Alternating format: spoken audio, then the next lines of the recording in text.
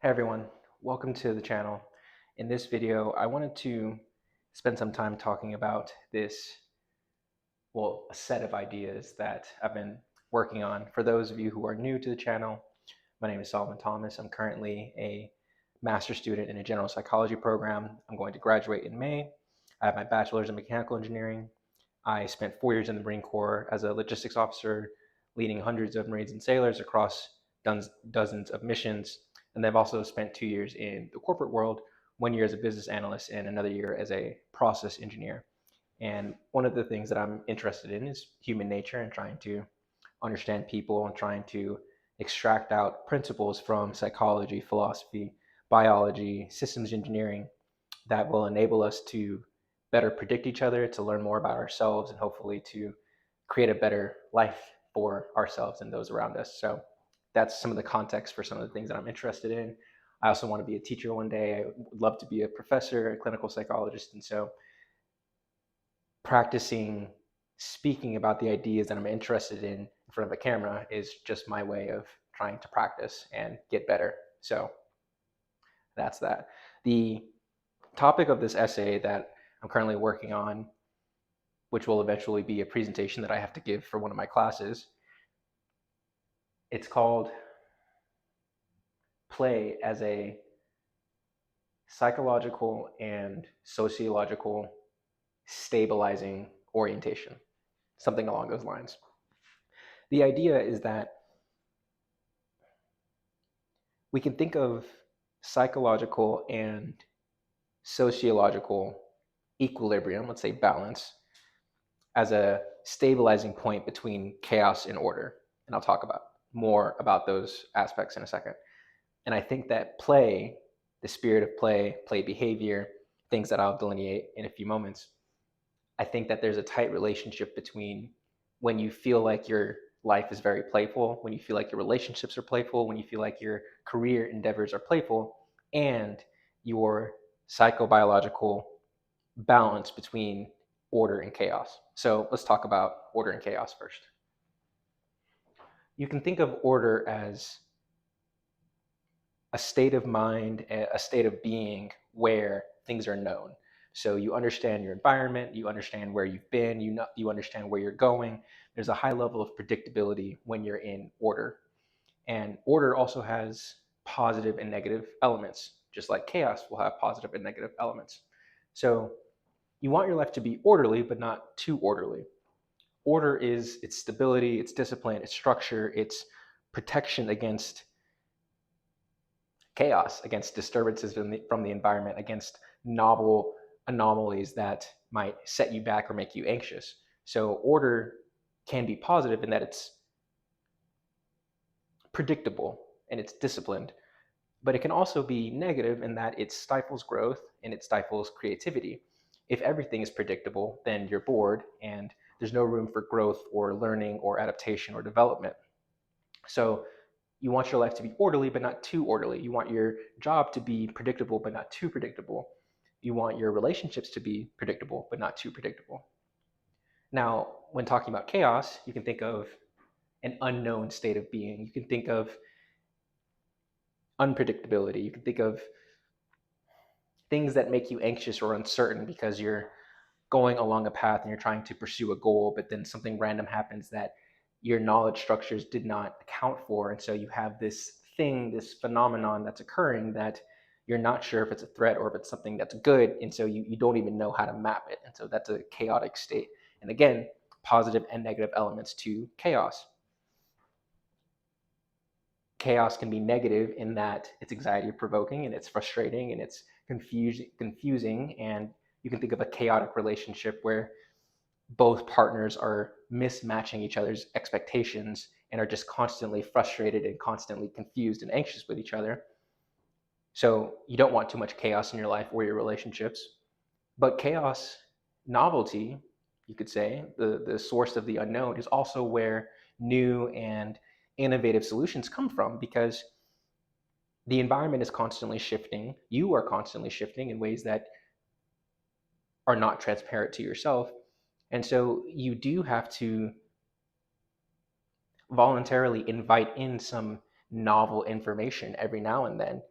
So you want your life to be not too orderly, but you want a good bit of order, and not too chaotic, but you also want a good bit of chaos in there. So part of a way to think of psychological and I think sociological stability is to find that balance between those positive and negative aspects of order and chaos.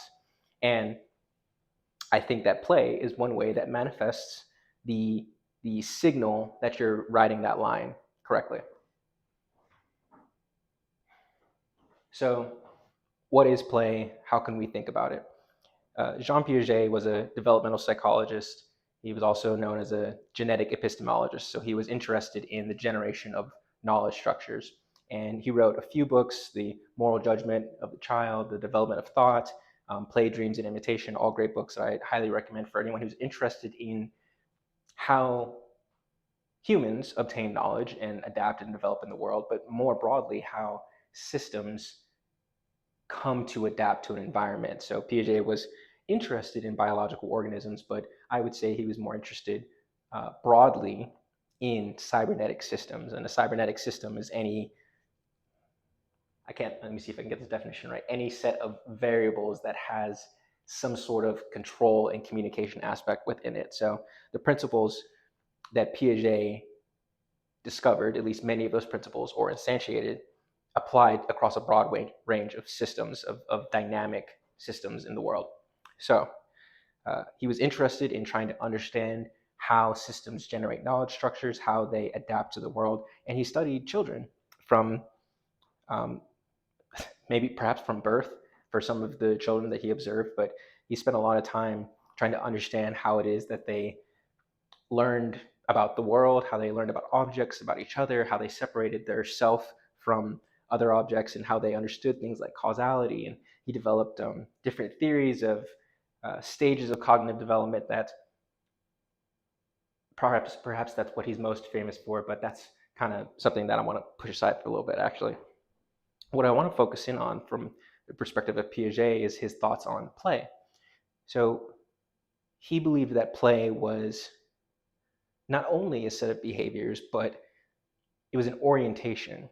And so you can think of play, you can think of like rough and tumble play, you can think of pretend play, some sort of mimicry of actual behaviors. That's one way to think about play.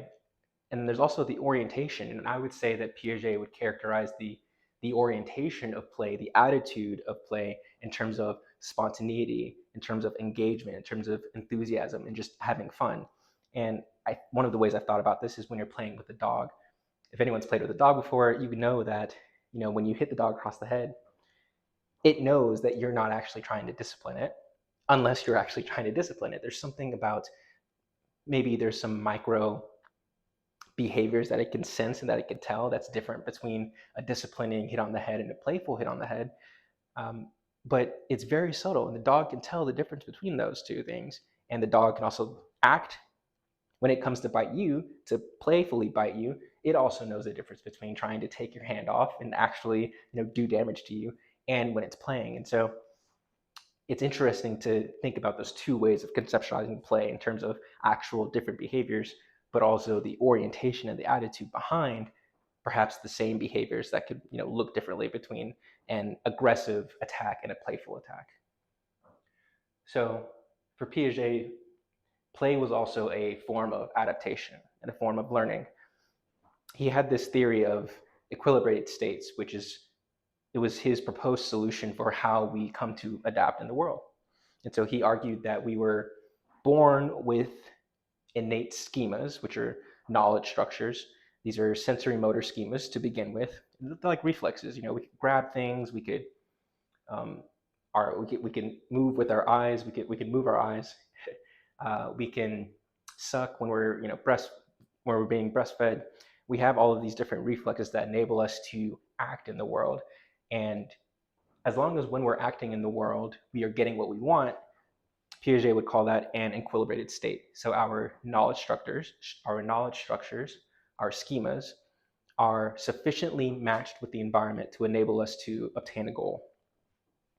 And as we are moving in the world and trying to obtain various goals, we will encounter disturbances or anomalies which are interesting to think about. An anomaly or a disturbance occurs when you are interacting in your environment and your schema fails to progress you forward along your path. Once your schemas fail, you're in a state of disequilibrium. So, in this state, you have no adequate knowledge to deal with whatever the anomaly is. And so, you engage in different types of adaptive methods to try to reconfigure how you're looking at the world or to reconfigure your schemas. And for Piaget, these adaptation methods were assimilation and accommodation, and they were actually on a spectrum where they were complementarily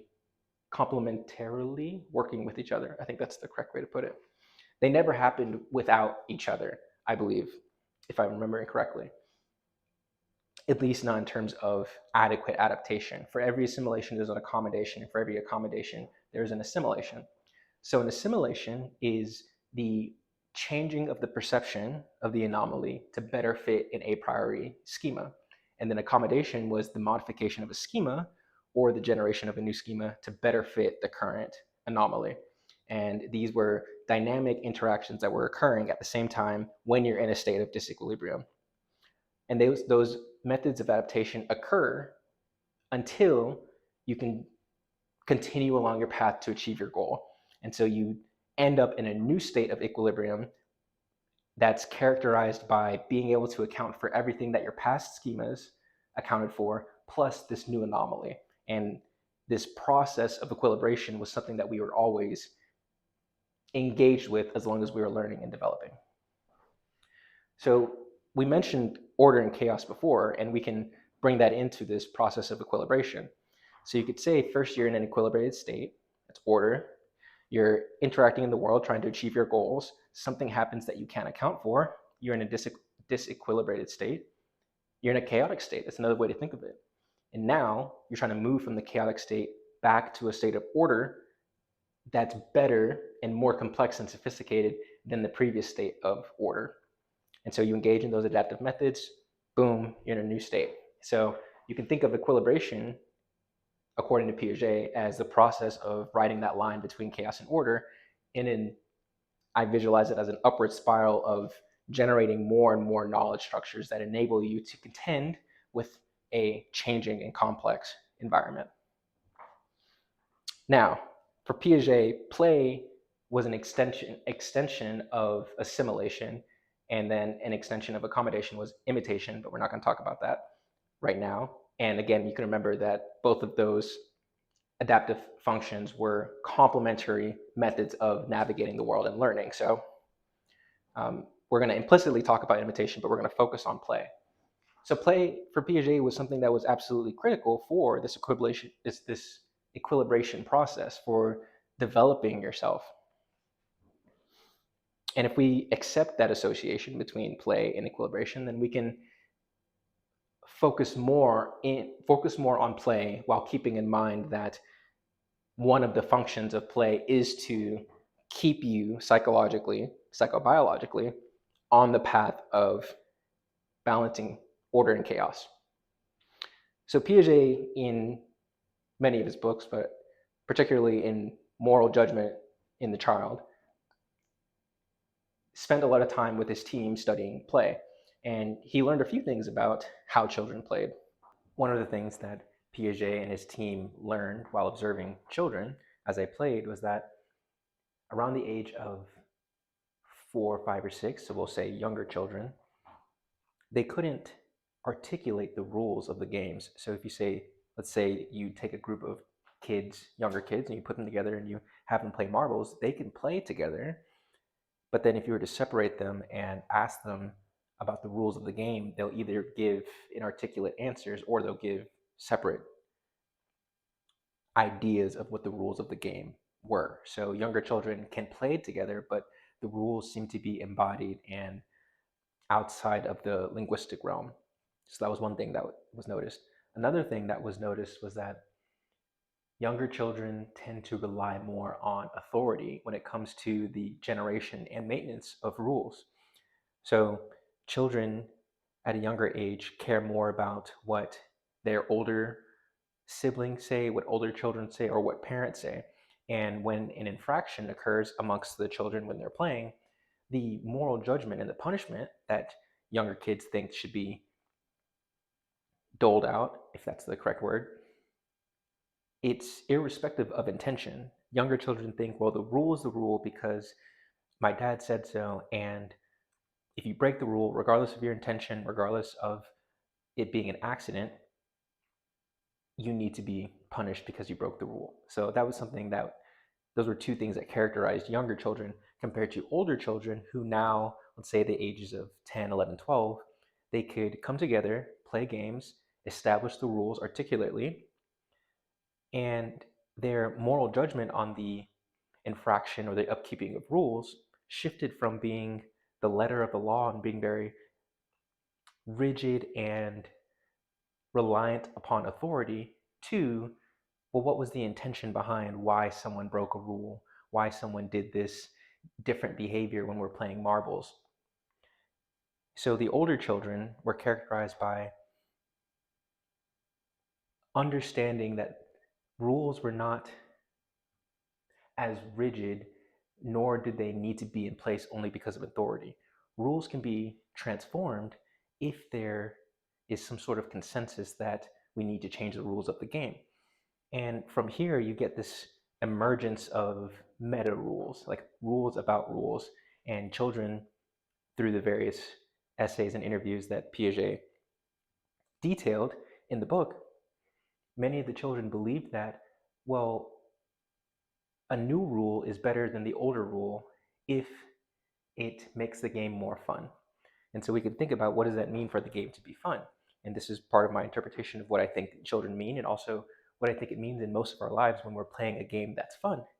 One of the characterizations is that, well, everyone gets to play the game. So everyone gets to have a shot at winning, or at least gets to engage in the competition. And so if a rule excludes some people, then it's probably not the best rule that could have been generated. Not only does the game perhaps need to allow everyone to play, but it could push people. It could put everyone in this term from Vygotsky. It's called the zone of proximal development. It puts everyone in that, on that edge. You could say it's the balance between chaos and order. Imagine that you're playing basketball. Let's say you're, a grown adult and you're competent in basketball, and let's say you're playing with a 10-year-old. Well, what you might want to do is handicap yourself and say you're going to play with your offhand, and you're playing one-on-one to 20, and the 10-year-old has 19 and you have 20, or you have 0. So you would decrease your level of competence or ability by handicapping yourself. That way it's more of a challenge for you, so you're put in that zone of proximal development, and it gives the 10-year-old a chance, and so it evens the playing field. And something that emerges from those meta rules, it's something like,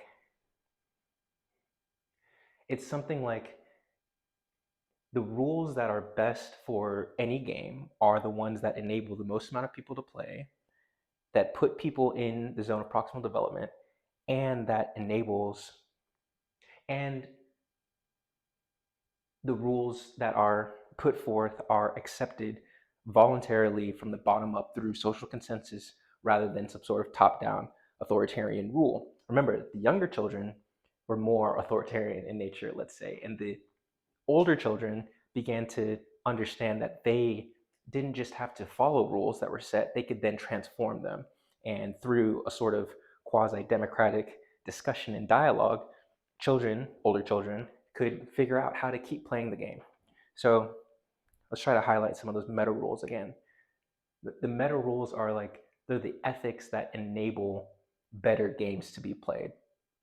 And so they should come from the bottom up rather than top down. These might be the same thing, but in my mind I have them separate for some reason. The second meta rule is that the players of the game should voluntarily want to play. A third rule might be that better rules enable more people to play the game. And then a fourth meta rule might be that rules are better if they can put more people in that zone of proximal development. And for me, this is very interesting to try to tie everything back to how psychologically we can maintain our path along the process of equilibration of optimal development, the balance between order and chaos, and how sociologically we can all stay on the same path as well. I think that those meta rules are ways to frame just about all of our social interactions, how we think about ourselves, how we treat ourselves, and also in intimate relationships, as well as in families. And if you're a leader in an organization, if you adhere to those four meta principles, I'm of the opinion and I'm of the belief that your game that you're playing, whether you're a leader in a corporate company, you're a leader in the military, you're a professor teaching a class, you're a husband in a relationship, or you're a father who's trying to raise children, adhering to those meta principles will help you manifest a spirit of play. Because you can think about it, and this is something that Piaget said as well. If you take a system of, let's say, a game where you have a group of people who are trying to compete and cooperate to attain a goal, well, if you set out rules that people don't want to voluntarily comply with, well, then you have to force them to play. And so now the system as a whole, the social system as a whole, is wasting energy trying to enforce all of these stupid rules that people don't want to adhere to. And that strategy, that tyrannical and authoritarian strategy, will always be less efficient compared to a game or social organization that's set up where everyone is voluntarily engaging in the activity of their own will. So that's just an example of how to think about, well, how is my relationship going? How is my organization going? As a leader, what are some ways that I can look at my subordinates and the people that I'm in charge of to see if they're engaged, if they have have their own input that they want to give when it comes to some of the rules that are established for our game? Are they all in the zone of proximal development? Maybe I'm misreading the capabilities and limitations of some people, and I need to adjust accordingly. So I think that if those meta rules are followed, I'm sweating, dang. If those meta rules are followed, the organization, the relationship, the psychological state of most people will be something along the lines of play. And these might not be sufficient conditions. I would argue that they're necessary. And I would argue at the most broad level, that's the point of this talk and this essay that I'm writing, when your relationship and your life or your organization is filled with play, that is one way to realize that you are on the correct path of development. And to maintain that spirit of play, you need to adhere to those meta rules of bottom up decision making, voluntary consensus on the part of as many people as possible who are involved in the game,